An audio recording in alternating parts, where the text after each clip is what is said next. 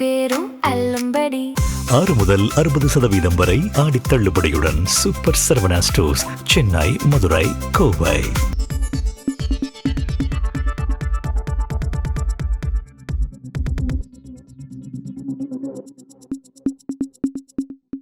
என்ன சிவாஜி, படுபாவிங்க உங்களை இப்படி பண்ணிட்டாங்களே அப்படின்ற மாதிரி சிவாஜி படத்தில் ஒரு டைலாக் ஒன்று வரும். ரஜினி பார்த்து ஒரு டைலாக் ஒன்று பேசுவார், அந்த படத்தோட வில்லன்.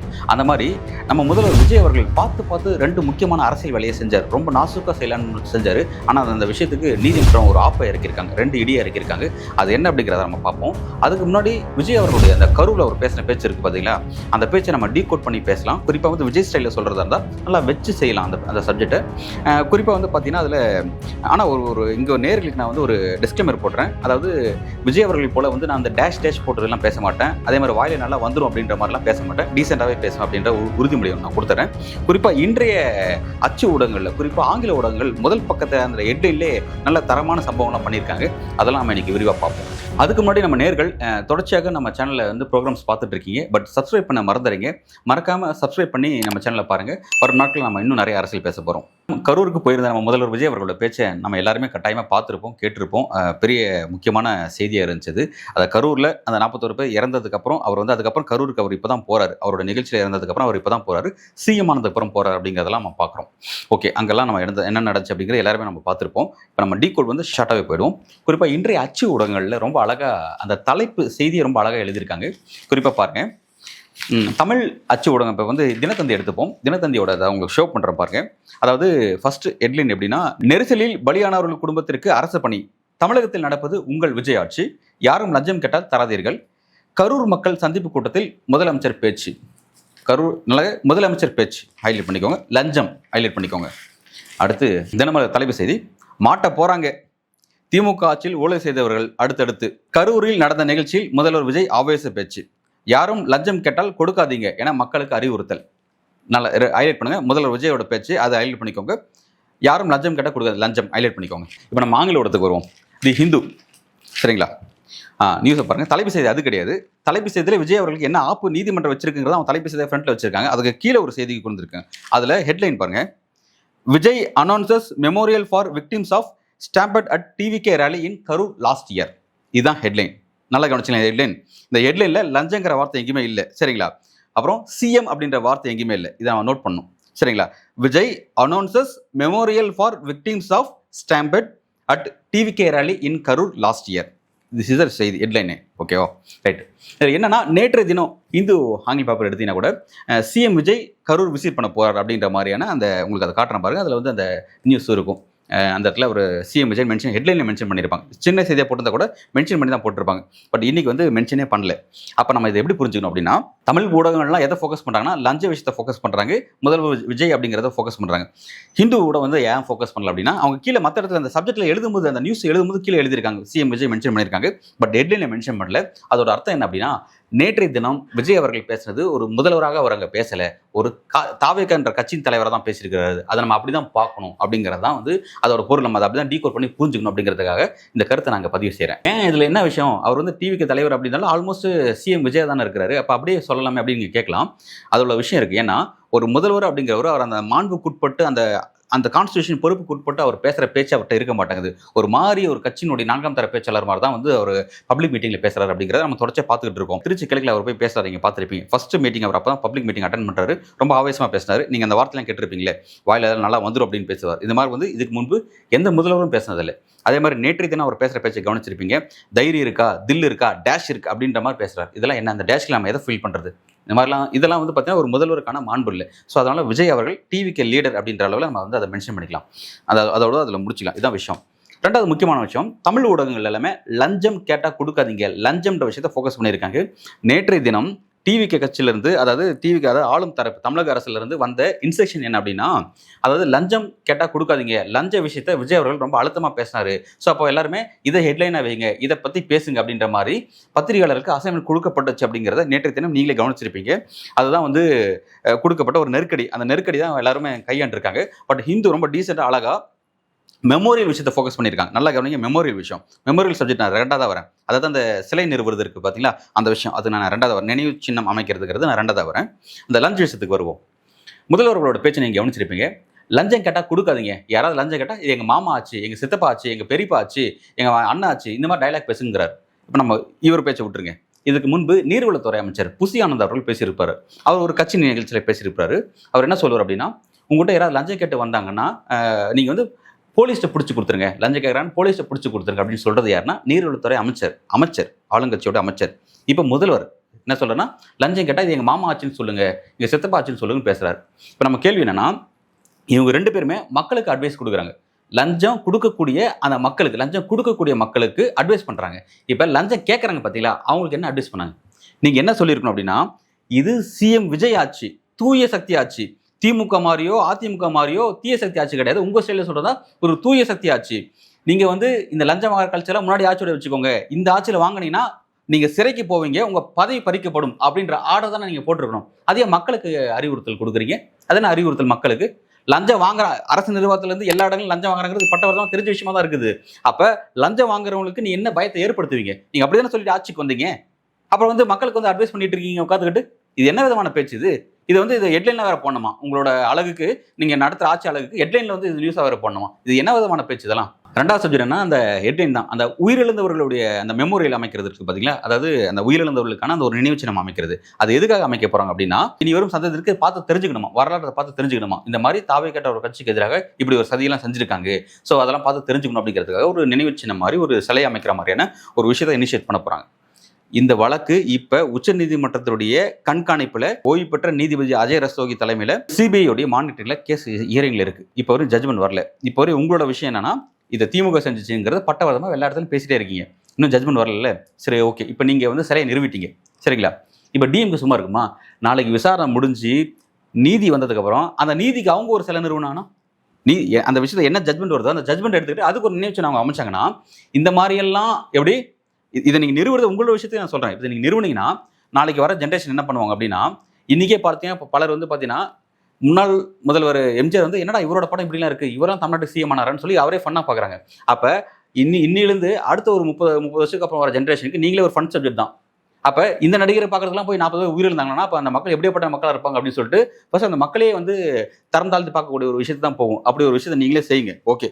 ஏன்னா கடந்த நமக்கு தமிழ்நாட்டில் எவ்வளோ சிலைகள் இருக்குது, எவ்வளோ நினைவு சின்னங்கள் இருக்குது, மொழிபோர் தியாகிகளுக்கு நினைவு சின்னங்கள் இருக்குது. பிறகு வந்து பார்த்தீங்கன்னா வந்து நாட்டுக்காக அர்ப்பணிச்சவங்க எவ்வளோ பேருக்கு நம்ம சிலை வச்சிருக்கோம், எவ்வளோ அந்த அந்த வரலாற்று இதே அதை வந்து நினைவு சின்னமாக வந்து பல விஷயம் நம்ம வந்து அதை வந்து ஃபாலோ பண்ணிட்டு இருக்கோம். ஆனால் ஃபர்ஸ்ட் டைம் இப்படி ஒரு மோசமான இன்சிடென்ட்டுக்கு விஜய் அவர்கள் வந்து ஒரு நினைவு சின்னம் எழுப்ப போகிறது அப்படிங்கிறது கொஞ்சம் கவனிக்கத்தக்க விஷயம். நாளைக்கு அதில் ஜட்மெண்ட் வந்துச்சுன்னா அந்த ஜட்மெண்ட் எடுத்துக்கிட்டு அதுக்கு வந்து டிஎம்கே ஒரு நினைவு சின்னம் ஃபிக்ஸ் பண்ணும்போது அது வந்து உங்களோட கவுண்டர் பார்ட்டிஸாக இருக்கும். மக்கள் ரெண்டுத்தையும் பார்த்து தான் தெரிஞ்சுக்க போகிறாங்க. அதுதான் ஏன்னா நீங்கள் இப்போவே வந்து ஏதோ உங்களுக்கு ஏதோ அட்வான்டேஜ் கிடச்சிச்சு, நீங்கள் வைக்கக்கூடிய அந்த கான்ஸ்பிரசி தியரி எல்லாமே அதை ஏற்றுக்கிட்டு மிகப்பெரிய ஜட்மெண்ட் வந்த மாதிரி நீங்கள் வந்து கொண்டாடிட்டு இருக்கீங்க. அப்படி இல்லை, கொஞ்சம் நிதானமாக போங்க அப்படிங்கிற ஒரு ஒரு அறிவுறுத்தல் கொடுக்கறதுக்காக நம்ம இதை பேசுகிறோம். சரி, ரைட், ஓகே. அதை டிஎம்கே எப்படி ஃபேஸ் பண்ண போகிறாங்க அப்படிங்கிறத நம்ம பொறுத்திருந்து பார்க்கணும். இப்போ விஜய் அவர்கள் வந்து இப்போ இந்த இறந்து போன அந்த 41 குடும்பங்கள் நல்லா ஞாபகம் வச்சுக்கோங்க. அந்த 41 பேர் தான் இறந்ததா ரெக்கார்டில் இருக்குது. அதுக்கப்புறம் ஹாஸ்பிட்டலில் இருந்த ஒரு குழந்தை வந்து இறந்துருக்கு. அது சமீபத்தில் அதுக்கப்புறம் தான் இறந்துச்சு. ஒரு 2 மாதம் முன்பு தான் அது இறந்துருந்துச்சு. பிபிசி நியூஸ் வந்து அதை கவர் பண்ணியிருந்தாங்க. அப்போ வந்து டெத் வந்து 42. சரி, ஓகே.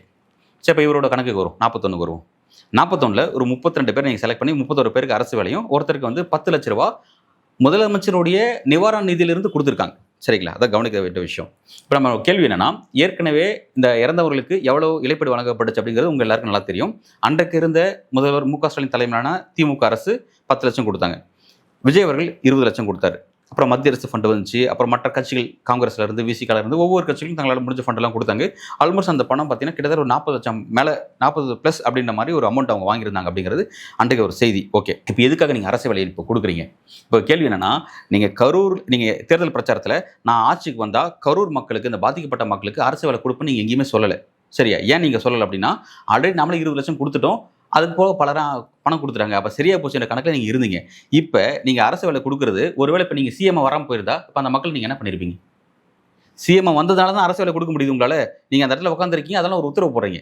அதுக்கே இப்போ நீதிமன்றம் ஆப்போசிட் இருக்காங்க. நம்ம செகண்டரியாக பேசுவோம், சரிங்களா? ஒருவேளை நீங்கள் சிஎம் வராமல் இருந்தால் அந்த மக்களை இப்போ நீங்கள் அம்புன்னு தான் விட்டுருப்பீங்க. இப்போ உங்களுக்கு அப்போ நான் உங்களோட இதில் எடுத்துக்கிறேன் நான். அப்போ அந்த மக்களுக்கு நீங்கள் கொடுத்த அந்த 20 லட்சம் பணம் அப்படிங்கிறது 10 அப்படிங்கிறது நீங்கள் ஃபீல் பண்ணுறீங்க, ரைட்? இல்லை, அப்போ 10 நீங்கள் எவ்வளோ கொடுத்துருக்கணும்? உங்கள் கணக்கு கேட்குறேன். விஜய் அவர்கள் பார்க்குற ஆடியன்ஸ் உங்கள் கமெண்ட் சொல்லுங்கள். விஜய் அவர்கள் தன்னோட படத்துக்கு எவ்வளோ சம்பளம் வாங்குறாருன்னு சொல்லிட்டு பலரும் சொல்லுவாங்க. யாரும் 200 கோடி கம்மியாக சொல்ல மாட்டாங்கன்னு எதிர்பார்க்குறேன். ஏன்னா வந்து பலரும் கூட சொன்னது 200 கோடி 250 கோடி அப்புறம் சம்பளம் வாங்குறாரு அப்படின்னு சொல்லப்பட்டுச்சு. அப்போ ஒருத்தருக்கு 1 கோடின்னு கொடுத்தா கூட 40 பேர் 40 கோடிங்கிறதா, 41 பேருக்கு 41 கோடிங்கிறதா அந்த அமௌண்ட். அது வந்து அமௌண்ட் உங்களுக்கு பெரிய தொகையெல்லாம் கிடையாது. நீங்கள் கொடுத்துருக்கலாம். ஆனால் வெறும் 20 லட்சம் தான் கொடுத்தீங்க. அது ரொம்ப டிலேவாக தான் கொடுத்தீங்க. சரிங்களா? தமிழ்நாடு அரசுலாம் நிவாரண தொகை அறிவிச்சதுக்கு அப்புறம் தான் நீங்கள் கொடுத்தீங்க. சரி, அதெல்லாம் விட்டுருங்க. அப்போ அந்த பணம் பத்தல நீங்கள் ஃபீல் பண்ணீங்க அப்படின்னா, பணத்தை உயர்த்தி தரன்ற பற்றி நீங்கள் ஏற்கனவே பேசியிருக்கணும்ல. நீங்கள் மேபி சிஎம் ஆகாம போய் இப்போ என்ன பண்ணியிருப்பீங்க அந்த மக்களை? சிஎம் ஆனதெல்லாம் அந்த அரசு வேலையை கொடுக்குறீங்க. இது என்ன ஒரு தவறான முன்னுதாரணம் இல்லையா? இப்போ நீங்கள் என்ன திறமை செஞ்சுருக்கீங்க இன்னைக்கு? இப்போ இனிமேல் நீங்கள் ஒரு விஷயத்தை சொல்லியிருக்கீங்க. நான் வந்தால் தாராளமாக நீங்கள் என்னை பார்க்க வரலாம். வந்து நீங்கள் செத்து போனீங்கன்னா கவலைப்படாதீங்க. உங்களுக்கு இத்தனை லட்சம் ஃபண்டு வந்து சேரும். உங்களுக்கு அரசு வேலை வந்து சேர்ந்துன்ற ஒரு மெசேஜ் நீங்கள் சொல்லிட்டீங்க. இது வந்து அறிவிக்கப்படாத ஜீவோ. இது வந்து ஒரு தமிழ்நாடு அரசு வந்து அறிவிக்கப்படாத ஜீவோ. நடிகர் விஜய் அல்லது முதலமைச்சர் விஜயை பார்க்க கூடிய ஒரு கூட்டம் வந்து இறந்து போனால் கவலைப்படாதீங்க. அந்த குடும்பத்துக்கு பண உதவியும் கிடைக்கும், வேலை வாய்ப்பும் கிடைக்குங்கிறத நீங்கள் வந்து என்ஷூர் பண்ணுறீங்க.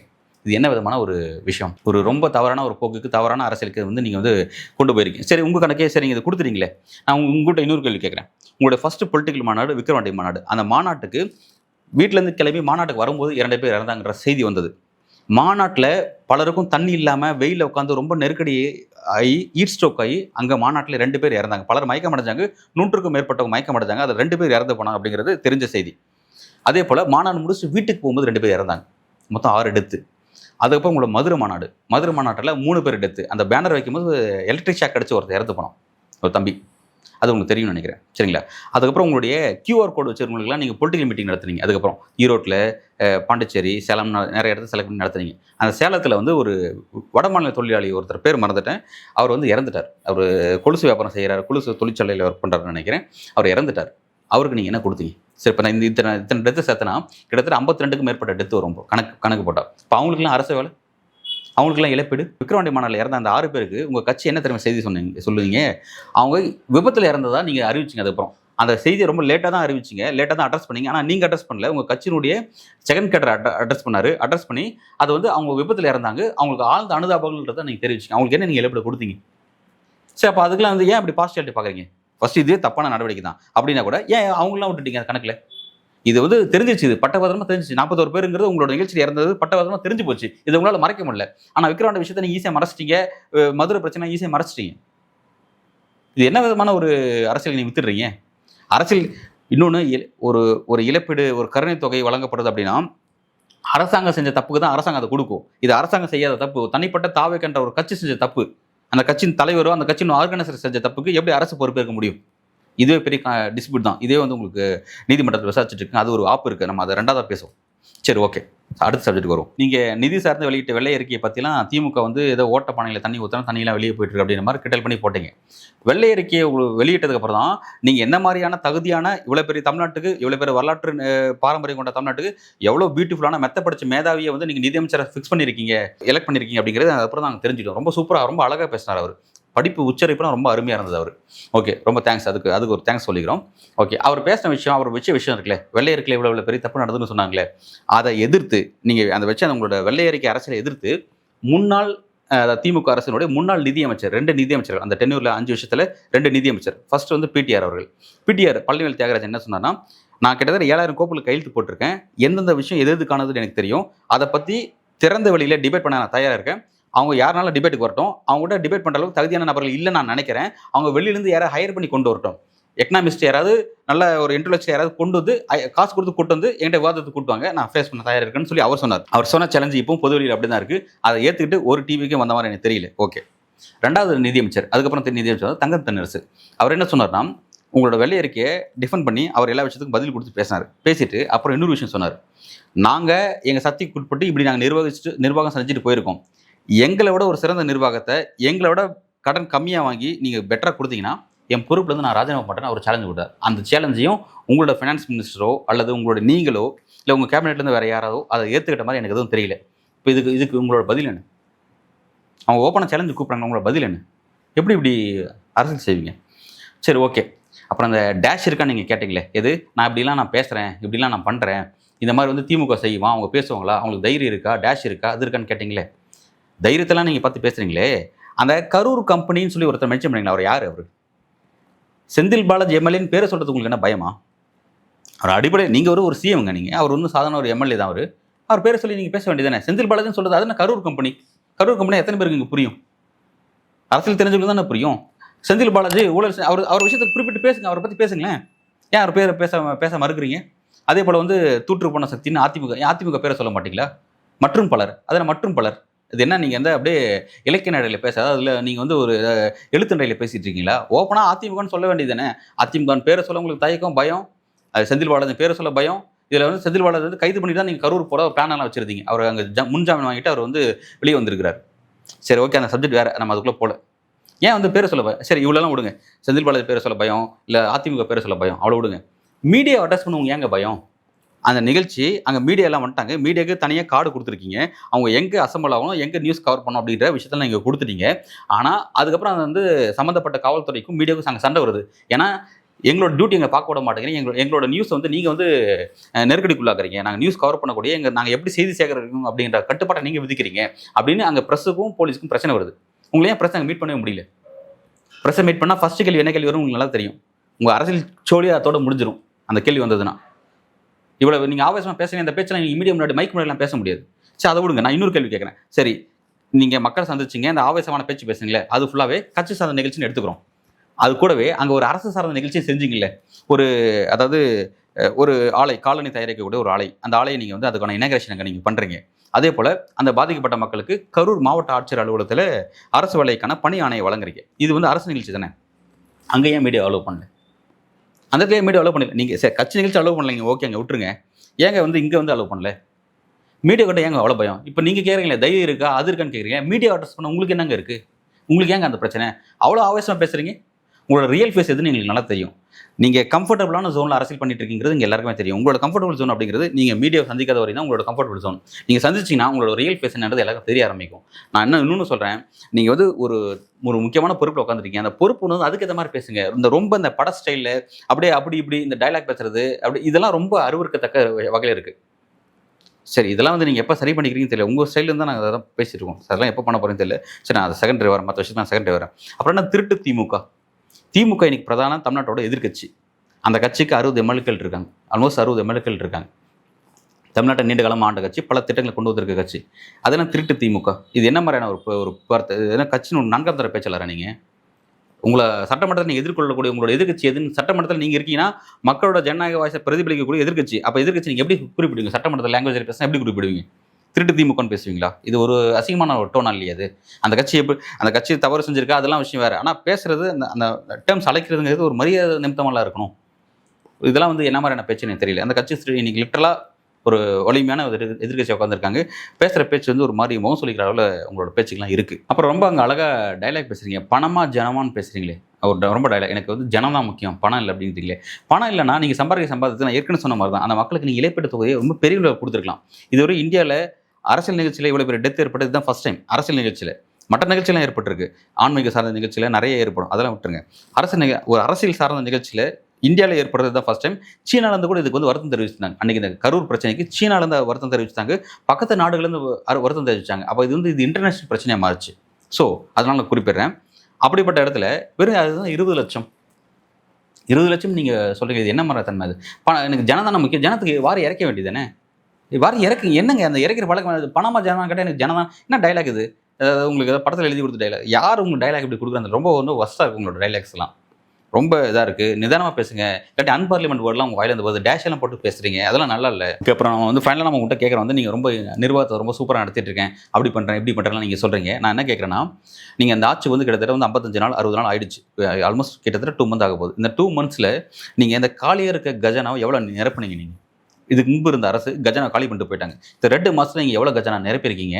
அந்த நிரப்புனதில் எவ்வளோ ஊழல் விஷயத்தை நீங்கள் தடுத்துருக்கீங்க? அதுபோல் அந்த ஊழல் சம்மந்தப்பட்ட அதிகாரி எவ்வளோ பேர் அரெஸ்ட் பண்ணியிருக்கீங்க? எவ்வளோ பேர் சிறை போயிருக்காங்க? திமுக அமைச்சர்கள், முன்னாள் அமைச்சர்கள், திமுகவுடைய எம்எல்ஏக்கள் அவங்களையும் எடுத்துக்கோங்க.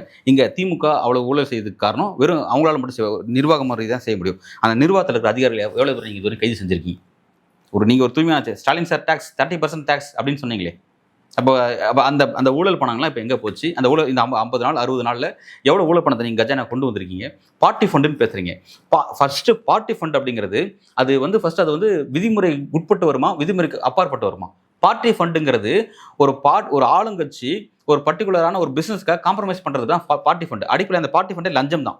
ஃபர்ஸ்ட் அதுவே நீங்கள் வந்து அதை லீகலாக அதை பேசவே கூடாது. பார்ட்டி ஃபண்டுங்கிறது நாங்கள் பார்ட்டி ஃபண்டை கஜானா கொண்டு வந்துங்கிறது தப்பான ஸ்டேட்மெண்ட் தான். பிஸ்னஸ் எல்லாருக்கும் ஈக்குவலாக கொடுத்தீங்கன்னா பார்ட்டி ஃபண்டே வராது. சோஷியல் ஜஸ்டிஸை பிஸ்னஸில் குறிப்பாக டாஸ்மாக் நிறுவனத்தில் நீங்கள் பீரை பர்ச்சேஸ் பண்ணுறீங்களோ இல்லை ஹாட் ட்ரிங்க்ஸை பர்ச்சேஸ் பண்ணுறீங்களோ சம்மந்தப்பட்ட டிஸ்ட்ரிபியூட்டர்ஸ்ல இருந்து ஈக்குவலாக எல்லாருக்குமான ஈக்குவல் பிஸ்னஸ் நீங்கள் கொடுத்தீங்கன்னா பார்ட்டி ஃபண்டே வராது. ஃபர்ஸ்ட் நீங்கள் ஏதாவது ஒரு பர்டிகுலரான ஒரு டிஸ்ட்ரிபியூட்டருக்கு நீங்கள் காம்ப்ரமைஸ் பண்ணுறதுனால தான் பார்ட்டி ஃபண்டே வரும். அதுவே தப்பான விஷயம். சரி, ஓகே, அதெல்லாம் பண்ணீங்களே, எவ்வளோ பார்ட்டி ஃபண்டை நீங்கள் வந்து கஜானா கொண்டு வந்திருக்கீங்க? இந்த 60 நாளில் லஞ்சம் செஞ்ச ஊழல் செஞ்ச எத்தனை அதிகாரிகள் நீங்கள் கைது செஞ்சுருக்கீங்க? அது நான் மக்களுக்கு அட்வைஸ் பண்ணிட்டு இருக்கீங்க. லஞ்சம் கேட்டால் எங்கள் மாமா ஆச்சுன்னு பேசுங்க. இதில் என்ன பேச்சு இது? லஞ்சம் வாங்கக்கூடிய ஒரு அதிகாரி நோக்கி நீங்கள் என்ன பயத்தை ஏற்படுத்துறீங்க? லஞ்சம் வாங்கக்கூடிய அதிகாரிகளுக்கும் நீங்கள் யாருமே இதுவரை கைது செஞ்ச மாதிரி எதுவுமே இந்த 60 நாளுக்கு எந்த வெடிக்குமே பார்க்கவே இல்லையே. இது என்ன விதமான விஷயம் உங்களுக்கு? அதுக்கப்புறம் என்ன ஒரு விஷயத்தை குறிப்பிடுறீங்க, முரண்பாடான பேச்சு. என்னன்னா, நான் ஸ்டாலின் சார் சொல்ல, ஸ்டாலின் சார் மீது எனக்கு பாசம் இருக்குங்கிறீங்க. உங்கள் ஸ்டைலில் சொன்னால் தீய சக்தி தலைவர் தான் ஸ்டாலின் அவர்கள். அவர் மீது எப்படி உங்களுக்கு பாசம் வரும்?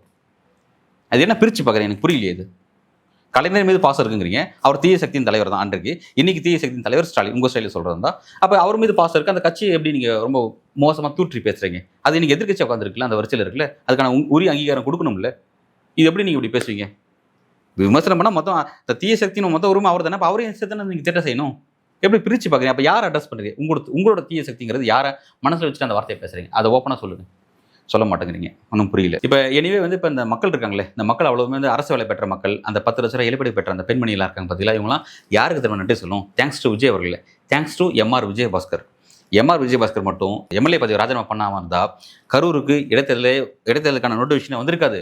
அதை இடைத்தேர்தல் அப்படின்னு சொல்லிட்டு தலைமைச் செயலகத்திலிருந்து செய்தி வந்திருக்காது. அதே போல் இவர் கரூருக்கு வந்திருக்க மாட்டார். கரூர் வந்து இந்த இவ்வளோ பேருக்கு இந்த ஃபண்டும் கொடுத்துருக்க மாட்டார், இந்த வேலையை கொடுத்துருக்க மாட்டார். நீங்கள் தேங்க்ஸ் டு எம்ஆர் விஜயபாஸ்கர்னு சொல்லுங்கள், விஜய் அவர்கள்னு சொல்லாதீங்க. ஏன்னா அது பொருத்தம் இல்லாதது இருக்கும். ஸோ வந்து அவர் தான் இதுக்கு முழுக்க காரியகர்த்தா. சரி, ரைட், ஓகே. அப்புறம் வந்து இந்த ஆங்கில ஊடகங்கள் வந்து ஒரு விஷயத்தை வந்து தொடர்ச்சியாக மென்ஷன் பண்ணுவாங்க. அது என்னன்னா, அதாவது ஆக்டர் டேர்ன்டு பொலிட்டிஷியன் விஜய் அப்படின்னு விஜய் மென்ஷன் பண்ணுறவர். அதாவது சினிமா துறையிலிருந்து நடிகராக இருந்து அரசியல்வாதியாக டிரான்ஸ்ஃபர் ஆனவர், அந்த மாதிரியான மாற்றம் நடைபெற்ற நபர் அப்படின்ற மாதிரியான விஷயத்தை அவர் டேர்ம் பண்ணுவாங்க. ஆக்டர் டேர்ன்டு பொலிட்டிஷியன் விஜய் அப்படிம்பாங்க. இப்போ அப்படி சொல்லக்கூடாது, actor try to டேர்ன்டு politician Vijay அப்படின்னு சொன்னால் கரெக்டாக இருக்கும். இப்போ வரையும் பார்த்தீங்கன்னா இவர் வந்து ஒரு அரசியல்வாதியோ மாறவே இல்லை, இன்னும் அந்த நடிகராகவே தான் செயல்பட்டு இருக்காரு. மாற முயற்சி செய்கிறார் அப்படின்ற அளவில் இனிமேல் அந்த வார்த்தையை மாற்றிக்கலாம். ஒரு இன்னும் வரையும் அப்படி வரல. அதான் ரொம்ப அழகாக வந்து இன்றைக்கி இப்போ ஹெட்லைன்லேயே வந்து நீங்கள் சிஎம்ஏ மென்ஷன் பண்ணாத வரையும், நீங்கள் சிஎம் விஜய்னு மென்ஷன் பண்ணாத வரையும் வெறும் விஜய்னு மென்ஷன் பண்ணுறீங்க அப்படின்னு மென்ஷன் பண்ணுறது போது நாங்கள் என்ன புரிஞ்சுக்கிறோம் அப்படின்னா, அவர் இன்னும் வந்து ஒரு சிஎம்முக்கான அந்த தகுதியை பெறலை, அதுக்கான ஒரு முழுமையான அந்த இடத்துக்கு அவர் வந்து சேரலை, ஒரு அரசியல்வாதியாக அவர் மாறல, இன்னும் நடிகராகவே நடிச்சிட்டு இருக்காரு அப்படிங்கிறத மென்ஷன் பண்ணுறோம். அப்போ அரசியல்வாதியாக மாற முயற்சி செய்யும் விஜய் மென்ஷன் பண்ணினா இனிமேல் ஆங்கில ஊடகங்கள் நல்லாயிருக்கும். Times of India, Indian Express, the Hindu எல்லாருமே வந்து அந்த டேர்ம்ஸ் தான் யூஸ் பண்ணுறாங்க. ஸோ வந்து அதை மாற்றிக்கிட்டால் கொஞ்சம் நல்லாயிருக்கும் அப்படிங்கிற மாதிரி நம்ம ஒரு சின்ன பரிந்துரை வைக்கிறோம். இதில் என்னென்ன ஒட்டுமொத்தம் என்னென்னா, இந்த இவ்வளோ விஜய் அவர்களோட பேச்சு இருக்குது பார்த்தீங்கன்னா, இந்த பேச்சு அவர்களும் கேட்டு ஒர்க் பண்ண வேண்டிய நெருக்கடி ஜெர்னலிஸ்ட்டுக்கு நாங்கள் இருக்குன்னு நான் ஃபீல் பண்ணுறோம். ஏன்னா அந்த பேச்சு வந்து பார்த்தீங்கன்னா ரொம்ப ரசிக்கும்படியான பேச்சு அது இருக்க மாட்டேங்குது.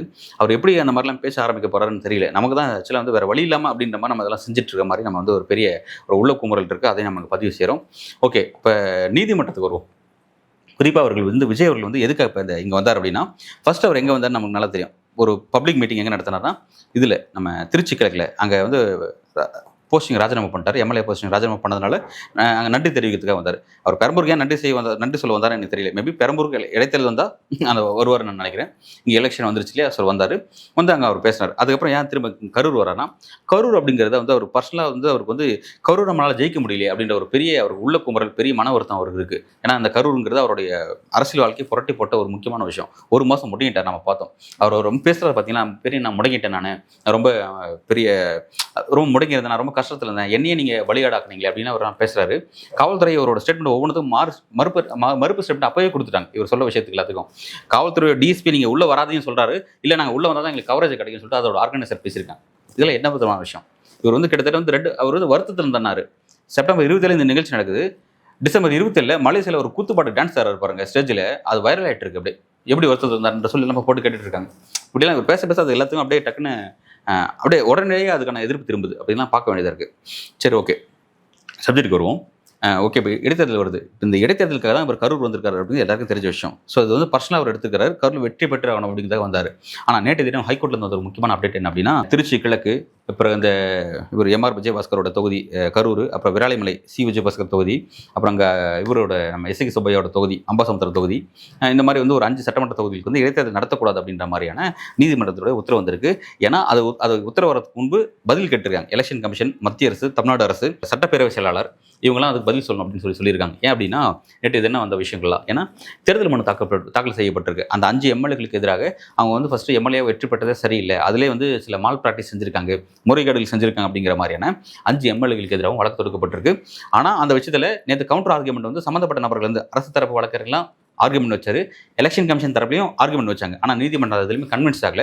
ஏன் அப்படின்னா அந்த வழக்கு தொடுத்தது பாஜகவோட ஒரு அட்வொகேட்டாக இருக்கார். அது ஒரு முக்கியமான விஷயம். அவர் சொன்ன முக்கியமான வாதம் என்னன்னா, அந்த வாதம் தான் முக்கியமான விஷயம். அதாவது ஆல்ரெடி இப்போ இவங்க வந்து எம்எல்ஏவாக இருக்காங்களா இல்லையா அப்படிங்கிற ஒரு டிஸ்பியூட் போயிட்டு இருக்கு. இது டிஸ்பியூட்ல இருக்கும்போது நீங்கள் திரும்ப அடுத்து வந்து ஒரு இடைத்தேர்தல் நடத்துனீங்கன்னா அப்போ அங்கே இன்னொரு எம்எல்ஏ வந்துருவாங்க. அப்போ ஒரே தொகுதிக்கு 2 எம்எல்ஏ வந்த மாதிரி கணக்காயிடும். ஆல்ரெடி இங்கேயும் ஒரு எம்எல்ஏ இருக்காங்க, புதுசாக ஒரு எம்எல்ஏ வந்துட்டா ஒரு தொகுதிக்கு 2 மக்கள் பிரதிநிதியா அப்படின்ற மாதிரி குழப்பம் வரும் அப்படின்ற ஒரு விஷயத்த சொல்லியிருக்காங்க. அதில் நீதிமன்றம் வந்து கன்வின்ஸ் ஆயிருக்காங்க. கன்வின்ஸ் ஆகிட்டு பதில் கேட்டிருக்காங்க, ஒவ்வொரு தரப்பையும் பதில் கேட்டிருக்காங்க. அந்த பதில் தாக்கல் பண்ணதுக்கப்புறம் வந்து அப்போ தெரிய போது இடைத்தேர்தல் நடத்த போகிறாங்களா இல்லையா அப்படிங்கிறத தெரிய போது 3 வீக்ஸ் டைம் இருக்குது அப்படிங்கிறத பார்க்குறோம். அது ஒன்று. இன்னொரு நெருக்கடி என்னன்னா, குறிப்பாக இந்த அரசு வேலை வழங்கினார் பார்த்தீங்களா, இதுக்கும் மெட்ராஸ் ஹைகோர்ட் வந்து ஒரு இடி இறங்கியிருக்கு. அதாவது என்ன விஷயம் அப்படி சொல்லணும், பர்மனன்ட் ஜாப்லாம் நீங்கள் கொடுக்கக்கூடாது, டெம்பரவரி ஜாப் தான் கொடுக்கப்படணும். அந்த டெம்பரவரி ஜாப்பும் பார்த்தீங்கன்னா அவங்க மாதம் சம்பளம் வாங்குறதுக்குள்ள இந்த கேஸ் இறங்கி முடிஞ்சு அந்த கருணை அடிப்படை வழங்கப்பட்ட அந்த ஜாப்புங்கிறது சரியான கருணை அடிப்படையில், அதாவது கருணை அடிப்படை வழங்கப்படுவதற்கு சில விதிமுறைகள் இருக்கு.